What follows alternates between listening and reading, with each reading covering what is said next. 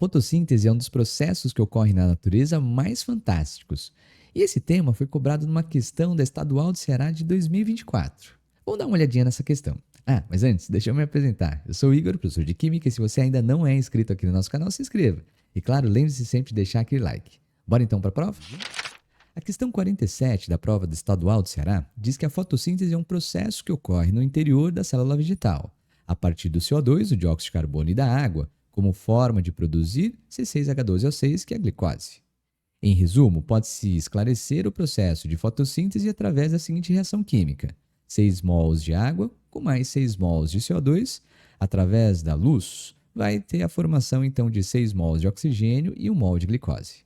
Eu tinha um professor de biologia que gostava de falar que era a equação do capeta, porque era meia, meia, meia. Então você tem meia de água, meio aqui de CO2 e mais meio, nesse caso aqui, 6 de oxigênio sendo formado. Bom, continuando, ele diz que, considerando o processo de fotossíntese, analise as seguintes afirmações.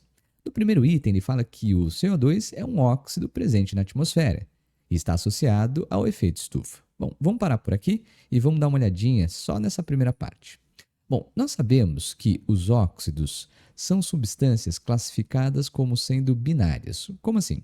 Toda vez que eu tenho uma substância que apresenta dois tipos de elementos químicos, não é quantidade de átomo, é elemento.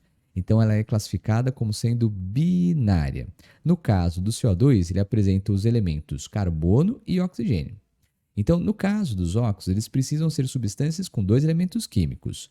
E, claro, o oxigênio está presente. Só que o oxigênio, ele tem de ser o elemento mais eletronegativo da composição desse óxido ou dessa substância. Então, a substância binária, onde o oxigênio é, especificamente, é o aqui mais eletronegativo. Lembrando que a eletronegatividade é a capacidade que um átomo tem em atrair os elétrons para si numa ligação covalente.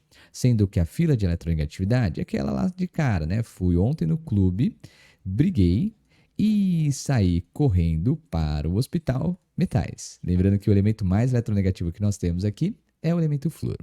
Bom, então até aqui está correto. Ah, vai lembrar também que além do CO2, existem outros gases que são gases de efeito estufa, como é o caso do metano, que é 21 vezes mais gás de efeito estufa do que o próprio CO2. Nós temos os NOx, que são os óxidos de nitrogênio, o NO, o N2O, e até mesmo o vapor d'água, que é, claro, classificado como gás de efeito estufa.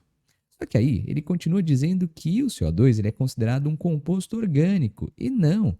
A gente sabe que o CO2 é um composto inorgânico. E ele está tentando te pegar porque ele fala que na composição você tem a presença do carbono. Claro que não, A gente sabe que sim, a química orgânica é a química dos compostos de carbono.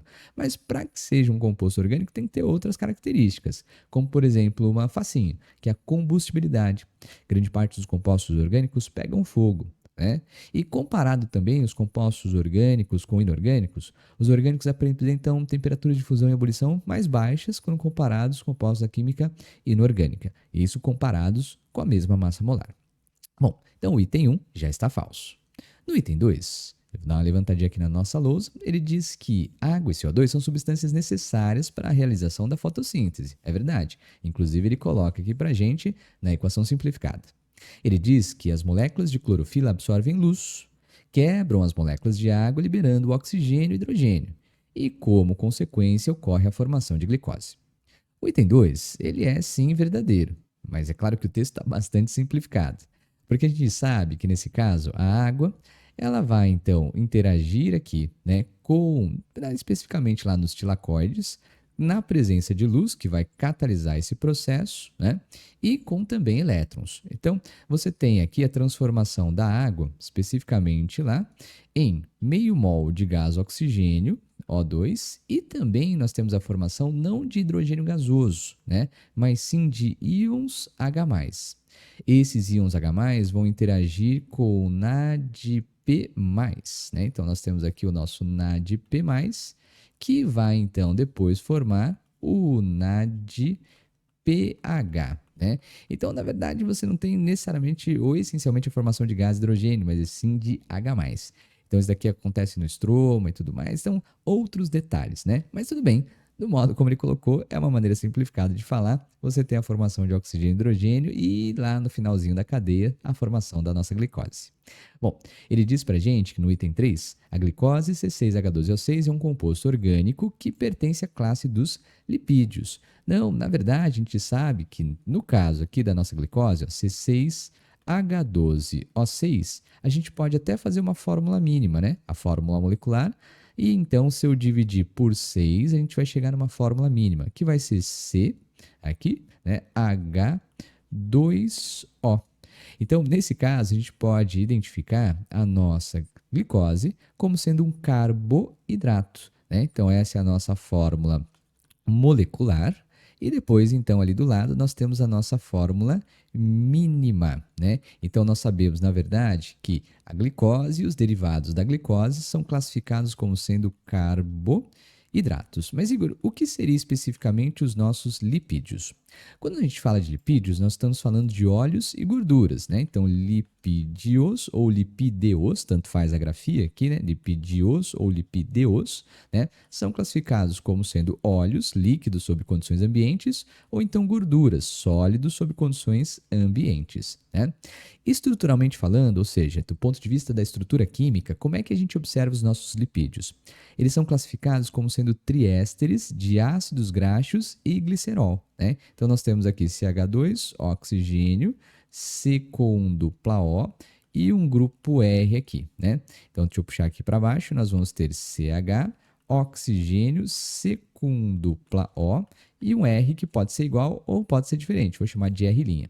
E aqui, então, nós temos CH2, oxigênio, C com dupla O e o R' novamente. Então, note, a estrutura de um lipídio, seja ele um óleo ou uma gordura, vai ser sempre igual. Então, nós temos aqui, né, deixa eu só diferenciar, R2', um triéster, ó, C com dupla O, oxigênio entre átomos de carbono, éster é o que ele é.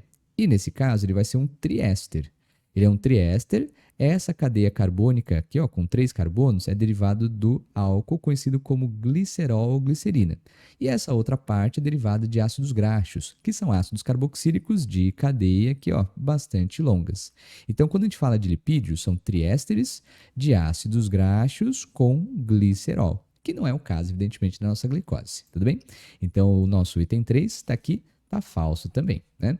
Enquanto no item 4, ele diz que esse processo resulta na equação química geral da fotossíntese, a qual representa uma reação de oxidação-redução, ou seja, uma reação redox, né?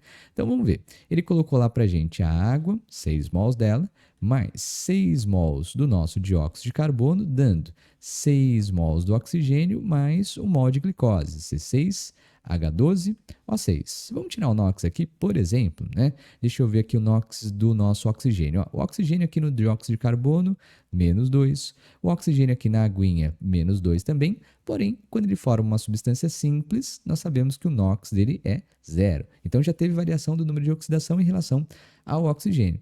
Olha no caso do carbono, né? Vamos pegar o carbono aqui. Oxigênio menos 2 vai dar menos 12. O hidrogênio é mais 1, são 12 átomos de hidrogênio mais 12. Ué, já zerou? Pois é. Então, a gente pode falar que o carbono aqui tem número de oxidação equivalente a 0. Só um detalhe, né? O carbono aqui, então, no caso do CO2, nós vamos ter menos 4 ao total, mais 4. Então, o NOx do carbono está mais 4. Então, perceba que você tem também o processo de modificação do NOx do carbono. Só que um detalhe importante é que esse 0 aqui, na verdade, é o NOx médio. Se a gente somar, cada carbono vai ter um NOx específico dentro da glicose, somado, aqui vai dar um total de 0. Então, a gente pode falar que é um NOx médio, mas mesmo assim a gente já consegue verificar a variação do número de oxidação, confirmando que é uma reação de oxidação-redução, ou seja, uma reação redox. Então, o item 4 também está correto. E ficamos aí com 2 e 3, o que nos leva à alternativa letra A para essa questão da estadual do Ceará. Belezinha? É isso aí. Questão bem bonitinha da Estadual do Ceará, que fala sobre o processo fotossintético. Tinha uns detalhezinhos ali, mas a gente passou batido e conseguiu resolver numa boa essa questão. É isso aí, cara. Espero que você tenha gostado. A gente se vê numa próxima questão da Estadual do Ceará. Não esquece de deixar aquele like. Até mais.